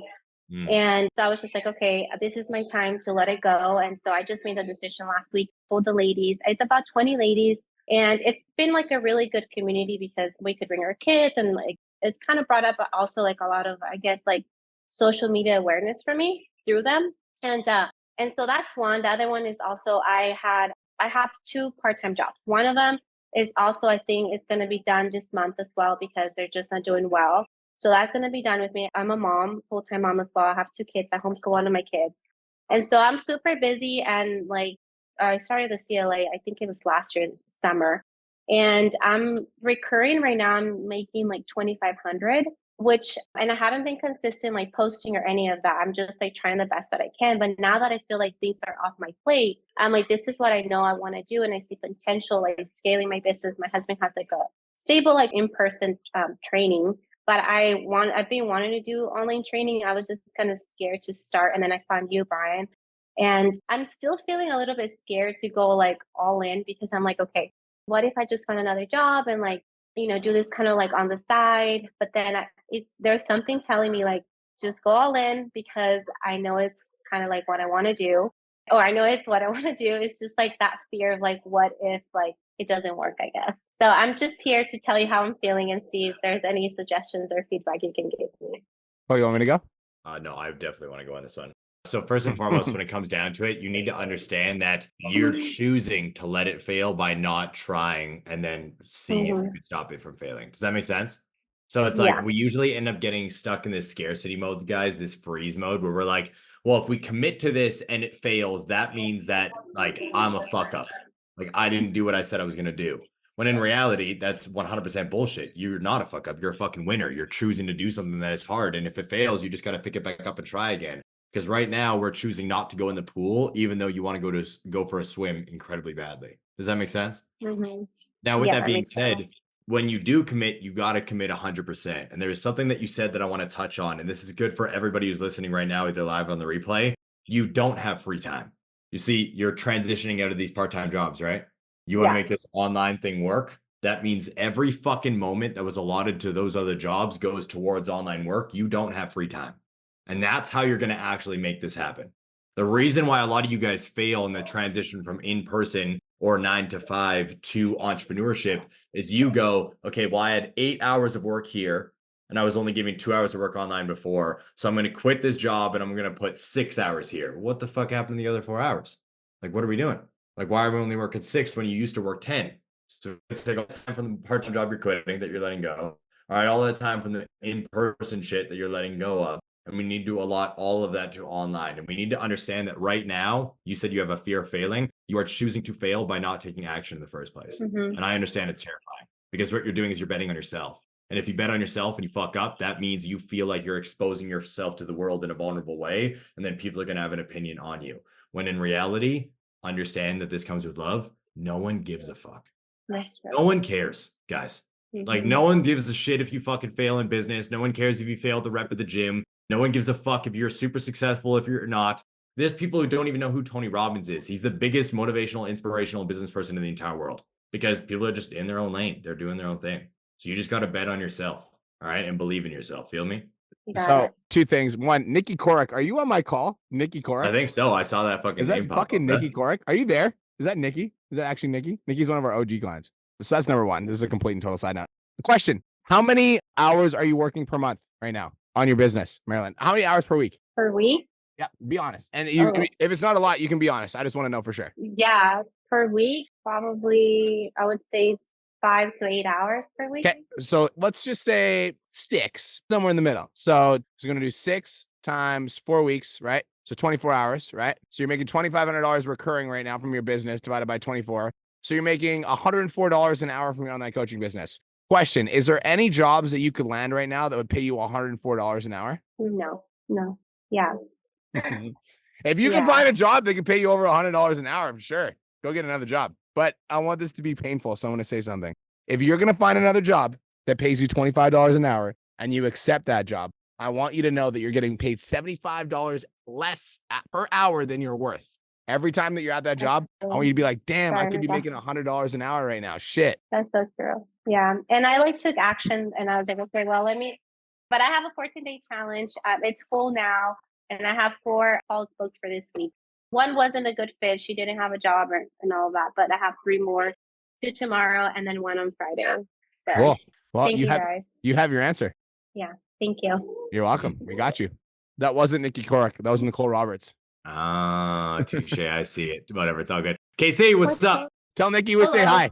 Tell Nikki we thought it was her. Hi, Casey. Hi. So I'll make it quick because you guys kind of answered my questions and I also found them in the units. I am not a parent. However, I have recently become a step-in parent.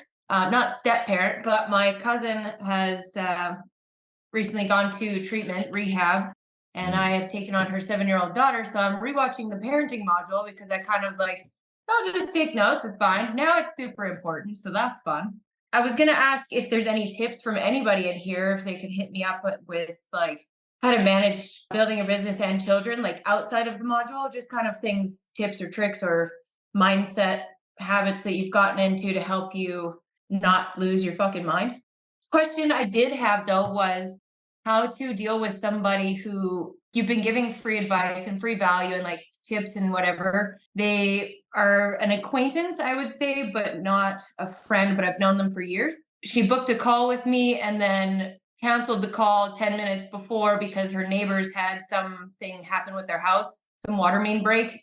And so I was like, okay, well, let's rebook for tomorrow. And she's like, yeah, sure. Sent her the link. She saw it, nothing. It's been a week. I've been in contact, like asking her, yeah, I'll rebook. And then yesterday she like went off and said that she asked me for help and I wasn't able to hold her accountable. And now she's found somebody else. And it's like, but I've been helping you and I booked a call with you. You canceled it.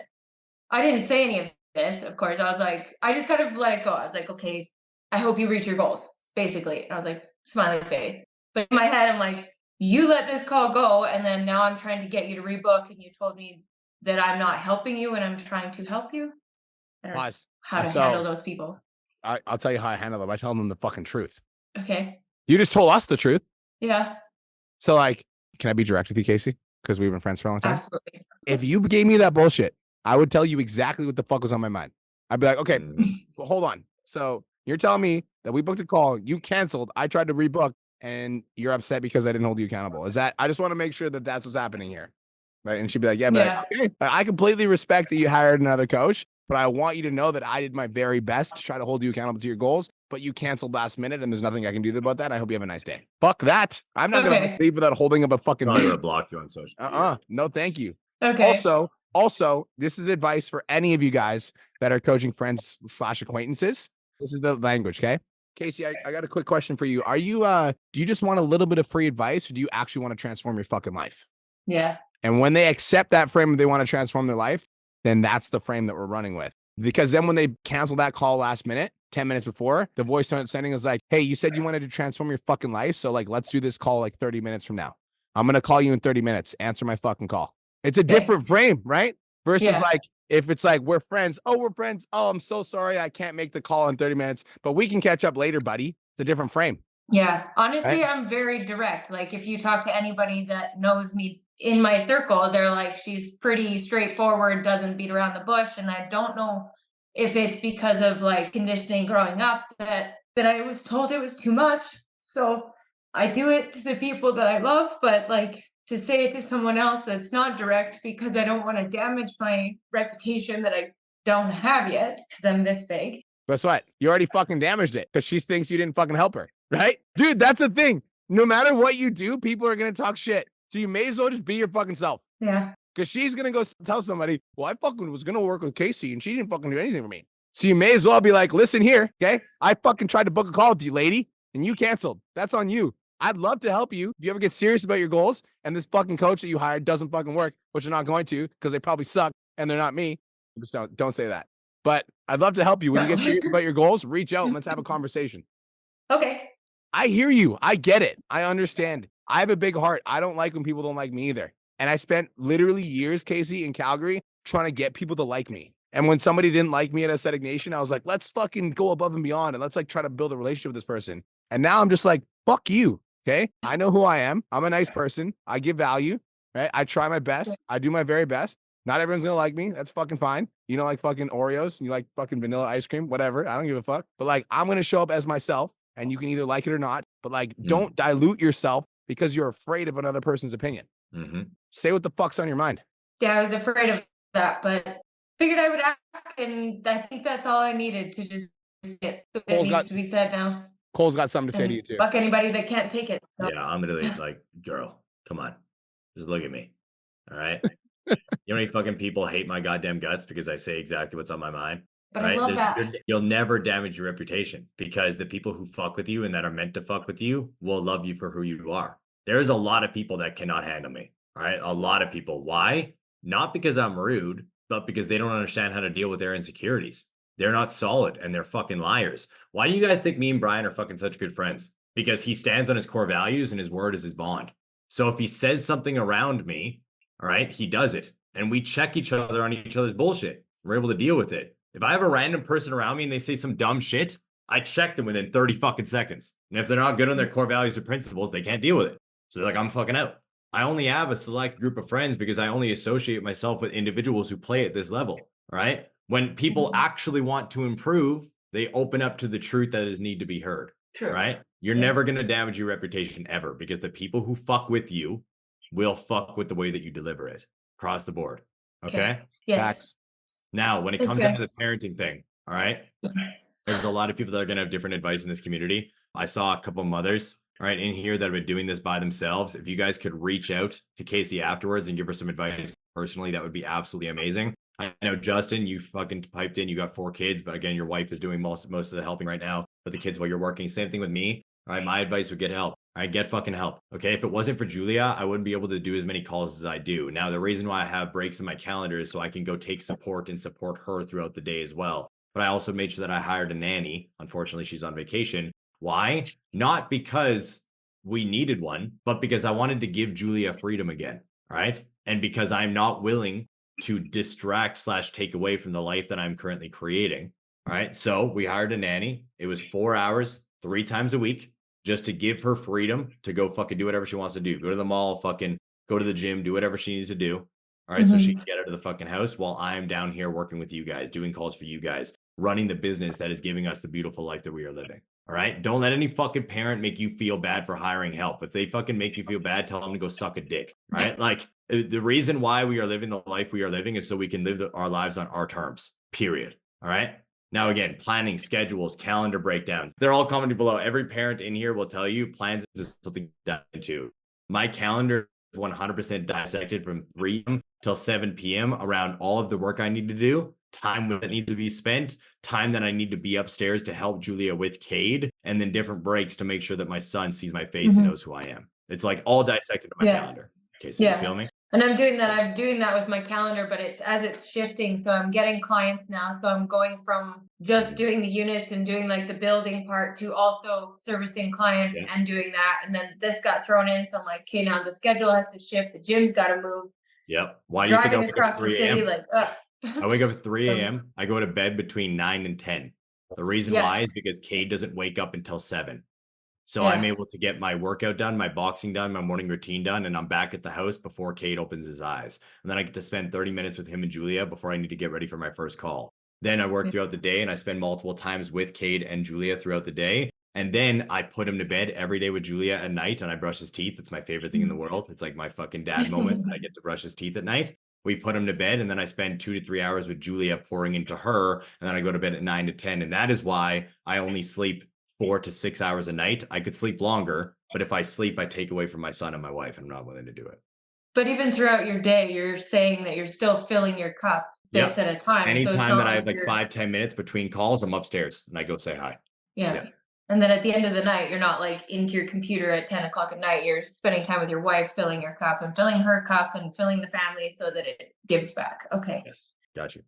Justin, what up?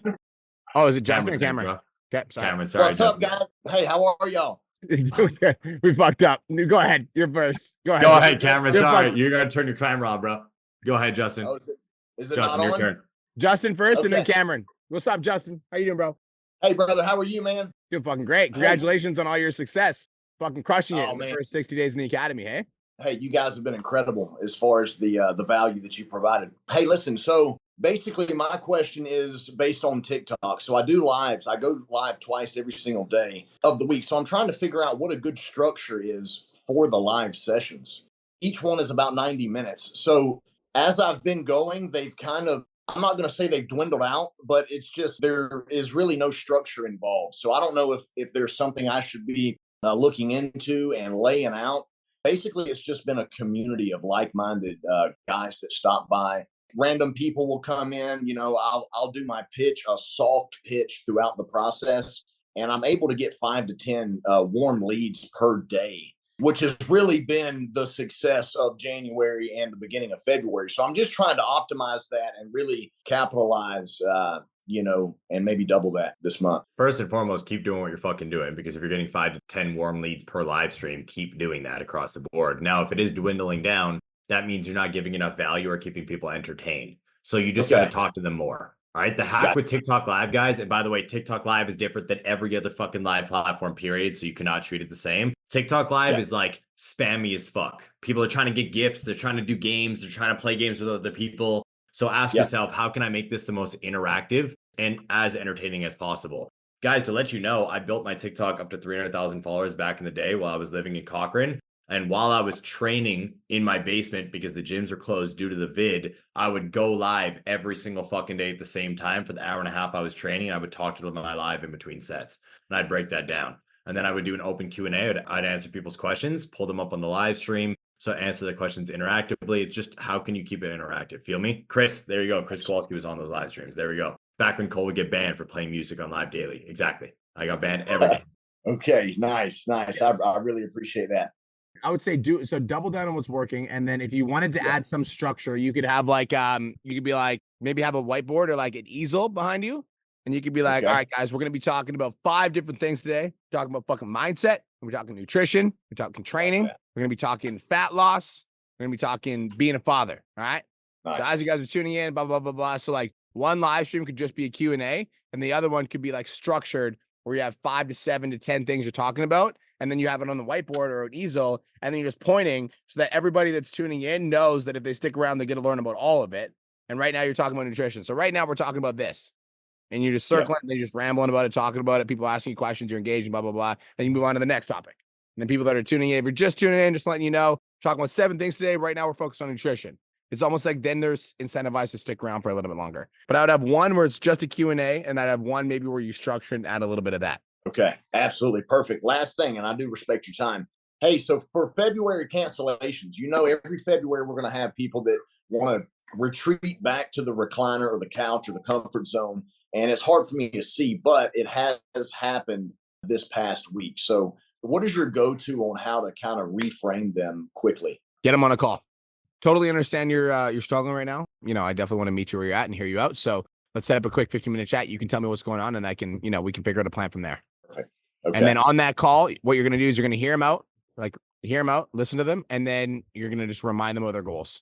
Listen, Justin, when you signed up with me, you told me you needed to lose 35 pounds because you couldn't see your feet anymore. You told me that you didn't have the breath to walk up the stairs. And you told me that you've been putting this off for the last 5 years.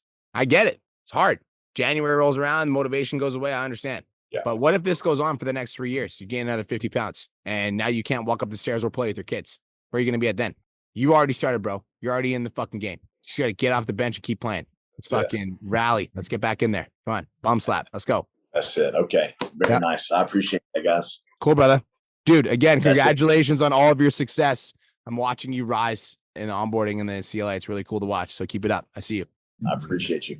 Just so everybody on the podcast knows, what's your results been in the first 60 days of the program? So it's been 11,000 for the month of January. I did $500 in December total. $500 in December, and then I hit 11K in January, and I went balls to the wall. And not only has CLA been beneficial, but the podcast has just been killing it. So between those two, you guys have really helped out a lot. Boom. Oh yeah. Good job, bro. To say the least. Fuck yes. So I'm proud of you. That's fucking gangster. On way to our first 6-figure year, and it's 1 month into the year. It's happening. Non-negotiable. I like it. I like it, brother. Cameron, what up? Hey boys, how you going? Can you hear me? Yes, sir. Cool. Just a quick one. So I've got some private sessions face to face that have cancelled, and I've got I can replace them. I've got a waiting list of people, but I'm sort of thinking I've got Brian in my head going, use that time, don't replace them, and go sort of heavier into the online if that's the transition you want to make. Yep. But then in the context of money mindset with Cole, I'm going, do I just fill those spots, make that cash, and take a little bit more time to grow the online side? You got a wait list of people waiting for in person, correct? Yeah, correct. So why don't you just sell them online? They're very different clients, mate. I find my online clients, they're already training, they just don't know what they're doing. So that's why I enjoy them, because they're far more motivated. Whereas The inline, the face-to-face, it's a lot more rehab clients who are fixing their bodies after they've trashed it or they're really insecure. So I've got a private facility and they like being in there. So it's sort of an easy fill, but they're very different clients. The face-to-face guys wouldn't go for that, and they're sort of a different price point as well. I disagree. You have no idea what they would go for unless you pitch them. And this is the thing. Like, me and Brian have the exact the only reason I'd push back on that is because I've got 12 years of doing that sort of people, and the clients I'm training online vastly different in their mindset and everything. Like, there's some of these people, that I'm training face to face have never played sport in their entire childhood, and they're coming to me at their 50 years of age. They've done fucking nothing, and walking into my gym is the first time they've stepped foot in it. Even if I could get them online, that would probably isn't a client I'd want to train. Can I ask you, what's the majority of your income coming from right now? Like, give me, you don't have to give me specific numbers, but like, definitely 70%. Definitely the gym. No, definitely the gym. Definitely the gym. Okay, definitely cool. The gym. Oh, and 98%. And do you want it? Do you want to go the online? Full last week. Do you want to go the online? Yeah, man, I'd like to I'd like to transition across. Sort of, I've got a 5-year plan. And once I'm making as much as I am online as I'm face to face, I'll just close the gym and fucking leave Australia or leave Sydney anyway. So number one, you should try to build a relationship with Patrick Hong, because that's exactly what he did. And now he's making $70,000 a month, traveling the world, Aussie boy. But what I would do if I was in your position, bro, is I don't think you're in a position to go all in, but I would be in a position to transition. And so let's say 5 spots just opened up on your in-person roster. I would fill 2 of them. And then I would try to fill the remaining income with online. And that extra time I'd be spending online, content, lead gen, marketing, studying, right? Like, you just signed your first paid in full last week, which tells you that there's money there, but it's going to take time to build your content, your social media, your lead gen, etc. So let's fill those, instead of 5 spots, let's fill 2 with those extra 3. Let's spend that time building our online business. So I wouldn't say you're in a position to go all in or all out, especially if it's 98 to 2. I would be trying to slowly replace my income. I'd be like moving this income down, and I'd be moving this income up slowly over time. Well, Cole, you agree, man? Yeah, 100%. That's exactly what I would do. Because again, I want you to make that money. And that's where that dog mentality comes in and filling the appointments. But like, I also want you to keep free time, because the potential you have, if you have 12 years experience in the industry for online, is disgusting. And we could supplement and just like blow you up in the online space, but you're going to have to give yourself time to grow. So go get it done. I see you. Yeah. Copy. Thanks, boys. Thank you for coming. Sammy, go ahead. What up, guys? How are you doing? Best day ever. How are you? I fucking love that. All right, I got some real shit to talk about with you guys, okay? So I'm in a position right now where I have been dating my partner for 3 years. And when we first started dating, fitness was something we both loved tremendously, which is why we ended up getting together. And we moved out very, very early on when my parents kicked me out, his parents kicked me out. So we've been through a lot. And this is now going to be the 6th month that I have paid all of the bills. And that wasn't something that like we had agreed to our entire relationship. But he's been really struggling, and he decided in December that he wanted to go into the army. So I was like, literally all of January, we were having all these very serious conversations as if he was going to be leaving for boot camp. He was going to be joining. And then now he decided he doesn't want to, and he wants to he doesn't know what he wants to do. And I'm really struggling because, I came to Kelowna with you guys and I saw what the fuck I want. And my vision is so big. And I came home and I was like, you're not enough for me right now. And I said that to his face. And we've had a lot of hard conversations. And I just kind of wanted to know, if you guys have ever been in a position where, that the other person just needs that time to grow, but I'm struggling because I'm trying to create my vision here. I'm trying to create my business and really have a future for myself. And he doesn't know what he wants. So it's I feel like I'm in this in between of I want to be super understanding. I want to be a good partner, but I'm getting very fucking frustrated. And I notice that it's just really affecting my energy, and it's not something that I like. So yeah. So I'll just give you my opinion. And first and foremost, I'm going to preface this with Brian and myself are not relationship coaches. So if anything happens in your guys' relationships, you cannot blame us in the future. So listen, I'm going to keep this very straight to you, because me and Brian have 2 different situations. All right. Kirst is a high level entrepreneur. Julia does not like entrepreneurship. Okay. She's not in that fucking realm. So my question to you, and you don't need to answer this right now, I'd rather you actually look internally, is why do you need them on the same path as you, wanting growth and exactly what they want in life, instead of just loving them for who they are? Because it sounds to me like you aren't loving him for who he is based off of the representation of core values and principles he's operating from, right? Like Julia is not an entrepreneur, and I don't give a fuck if she ever wanted to start a business or do anything. Now, the reason why I love her is due to her core values and her principles, what she represents. Before I even met her, not only was she a civil engineer and had her entire engineering degree, but on top of that as well, she was a Red Seal hairstylist, went through her entire apprenticeship and did all of that shit. Then when she stopped engineering, she became a fitness coach and got 3 certifications and became high level like that. I love her tenacity and everything that she represents, but she doesn't want to do any of that shit anymore. We had a very intense conversation. It took every fiber of her being to literally look at me and be like, I want to be a mom. She's like, I've literally thought about this since I was a fucking kid. Like, I want to do this. And there's a lot of things that we're going to start together in the future, but that's not the main priority. And I never need her to do that because I love her for who she is. Now, you need to ask yourself, do I love him for who he is? The answer is no. Then you know what you need to do. Because if the only reason why you want to quote unquote stay with him is if he finds a future and goes and gets a job or figures out something else, sounds like you're not going to be satisfied for a while, because you cannot force an individual to become something that they don't want to be.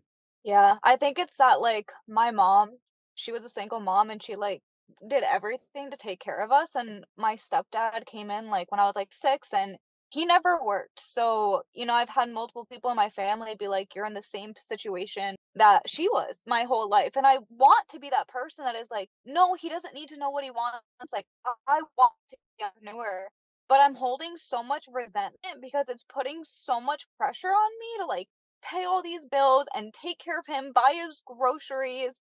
And I'm noticing that I'm like resenting him, and it's bringing a lot of like resentment into my business because of that. And I get it. So, 100%. yeah. I'm going to say I have a bit of a controversial opinion because Cole and I are in very different situations. We're talking about masculine and feminine energy here. Like, you're the man in the relationship, period. And the reason you're not, I'm not trying to be rude. The reason you're not attracted to your man right now is because you're the man in the relationship. You're paying the fucking bills. You're running the fucking business. You're taking care of the house. And he's like, I don't know what I want to do with my, like, you're the man in the fucking relationship. And he is the woman in the relationship. That's just the truth. I'm not trying to be rude. Masculine and feminine energy are very different. Masculine is very like, running shit, leading the house, direct. This is where we're going. Follow my lead. I'm taking care of you, babe. I fucking got you. And women is feminine, flow, grace, like presence, happiness, joy, love. It's not like we're going this way and fucking, that's why like man and woman sits down to watch TV. Man's like, let's watch this fucking movie. This looks great. And she's like, well, I don't know. I want to let's check around. Let's see some movie titles. Very different energies. You're the man in the relationship. That's why you're not attracted. And so you need to make a decision and like, do you want to date a feminine man or do you want to be with a masculine man? If the answer is that you want to be with a masculine man, then there's 2 options. He becomes the man, which like you can't make somebody grow, guys. No. And like, I'm going to say another thing that's like super direct. You're very young. You're still figuring it out. Right? You are a young lady and you've been with the same partner for 3 years. So it would make sense. You're like, well, maybe I'm supposed to be with this partner for the rest of my life. I don't fucking know. Maybe not. You're young. Who fucking knows? Like, you are fucking young. But what I'm telling you is that the feelings that you're feeling right now are resistance to the relationship, because it sounds to me like that you're the man in a relationship and you're like demanding that he step into his masculine. I demand you step into your masculine. Sounds to me like you want to be feminine, but you're scared to because you don't have a masculine fucking presence around you. And that's the terrifying thing. That's every 100%. woman. That's every. It's like Kirsten had like a very hard time surrendering into her feminine because every guy she ever dated, she paid for their shit. They lived in their fucking house. It's like, that's just what she was. She was a fucking bad bee. She took care of everything. Yeah. So it's like, you need to decide if this is a relationship that fulfills you. Like, are you happy in this relationship? Because if you're happy, keep doing what you're doing. But like, it sounds to me like there's something inside of you. You're like, I don't want to be the man in the relationship. I'd rather be more feminine in the relationship. But right now, you're paying the fucking bills. You're paying the mortgage. You're taking care of your business. You've got a purpose. You've got a vision. You're on path. All masculine energy traits. And he doesn't have any of that. And so you are acting as the man in the relationship and also the woman, because you're a fucking woman and you're carrying both. Like, you're wearing both hats in the relationship, and it's exhausting. Does that make sense? Yeah, that's exactly how I feel. No, it makes so much sense. It makes so much sense. And I came home and I had all these hard conversations with him, and I showed him your guys' content. And I was like, look, this is the level I want. I want us to be a team. No, And I guess I just needed to, like, stop. Don't show him other men. Tell him what you need. This is the thing. It's like I heard a statement the other day on a fucking podcast. I don't remember which one it was I shared with you guys. It was actually Noah. Never mind. I remember it was Noah and my girl Claude. They're a fucking partner. And there was a fucking girl complaining about this. And Claude's advice literally was verbatim, bully him. I'm not joking. Bully him. All right. When a man gets a little bit of fucking fat on his lower stomach and the girl goes, oh, babe, you're putting on a little bit of fat there, and pinches it, I promise you that guy gets shredded the next year. Okay. We step the fuck up. All right. Okay. Speak your Thank you fucking so mind. much. Stop with like the spirituality, hard conversations and showing stuff with the motivation. Like we could be here and be like, this is what I fucking need. Guys, And I'll be honest. Kirsten and I have had many of those conversations. You guys see mine and Kirsten's relationship now. We're like, we're Gucci. But we've had many conversations where she's like, if you go and party again, we're fucking done. Mm-hmm. Like those conversations need to fucking happen. Oh, look at fucking Chris right there. My girl pointed out that I got love handles, and for the first time in my life, I got down to 6% body fat that summer. Yep. There we go. Wow. All right. Thank you guys. I feel like I just needed like a push to like go have that. So thank you. Caveat. We are not relationship coaches. Just going to add that caveat at the end there. We already said No. it. Yep. Not at Perfect. all. Not at all. All right. There's gonna be some relationship coach that's like, what the fuck, man? And then right away. Sucks to suck, bro. Okay. Get a big community. And you can fucking, you can have your fucking people ask you advice. Suck it. Who is up? Travis. Travis, what up? You fucking stud. You jacked ass motherfucker. Hey, what's going on, guys? How can I serve you? Hey, so question I had for you guys. I know you guys have been putting a lot of effort into your YouTube channel lately. Is that something you guys wish you had started sooner? Yes. I want to add yes and, okay? Or I'm going to say yes, but, not yes and. Yes, but. Sure. And there's, yes, a reason, but. there's a reason why I asked, but go ahead with your answer. Okay, I'm gonna give you my full context because you asked. Sure. Yes, but it takes a lot of fucking time. It's a lot of fucking energy, and you get zero return. Like, I want you to go into the YouTube with the mindset that I'm not gonna make any fucking money, because that's been the majority of the truth for the most part in my experience. I do it because I want to document my life. And do I wish I would have started earlier? 100% yes. But it's like, you got to just have a dialed in system for how much you're actually willing to post, willing to like what you're willing to commit to it, because it's a lot of effort for not a lot of ROI. Totally, man. Yeah, I understand that. The reason I ask, and this is something obviously I'm going to bring to the next content audit, but I've been trying to give lots of value and really go in depth on my reels. And it's been a struggle to fit a lot of them under 90 seconds. And I'm wondering if I should start a YouTube channel and kind of break those down into reels and kind of fucking buckshot it at my Instagram and my Facebook, and kind of take that buckshot approach and just scatter them all over my Instagram and Facebook. Because I feel like a lot of my time is being eaten up by trying to create these really in-depth reels and content. And I don't know if I should pivot or if I should just try and get better at content altogether. The better content altogether, number one, period. That's the fucking only answer. All right. Secondly, creating super long form YouTube videos just to cut them up to put them as reels so you can make them short is not the answer, because then you will lose all the context. Go look at a James Smith PT or a Lane Norton. Their reels are 90 seconds to 5 minutes, bro. Because if you guys just go to post video and then upload it, it will automatically upload as a reel. The 90-second myth that it only give me 90 seconds is bullshit. All right. You guys just got to literally, if you hit post and then you select a video that's over 90 seconds and then post it, it will post as a reel over 90 seconds. That's how it's broken down, and post it like that, unless it's in landscape, just to let you guys know. But you, number one, just need to get better at content. I don't mind creating for YouTube if you want to go down that path, but don't do it in the aspect of like, if I create YouTube, then I'll be able to cut super short things out and it will help me grow the rest of my platforms. Absolutely not. You'd be better yet just creating content and getting better across the board. You feel me? I totally do. Yeah. The reason why I was even contemplating that in the first place is because I feel like these in-depth reels that I'm creating, my views, and not that views are the only thing that matter, but my views have totally dropped. But I'm getting Pause, Travis. How long you been doing this? About 3 weeks. Nope, I've been doing this for 6 years, homie. You have no fucking leg to stand on saying this is like, it's like Lane Norton's been doing this for 18 years and he like blew up semi recently. All right, across the board, what he's doing. Like, it's going to take a long time. Keep giving effort. I do not want you to drop any effort, because I've seen the reels. We're going to get better over time and I'll help you with that.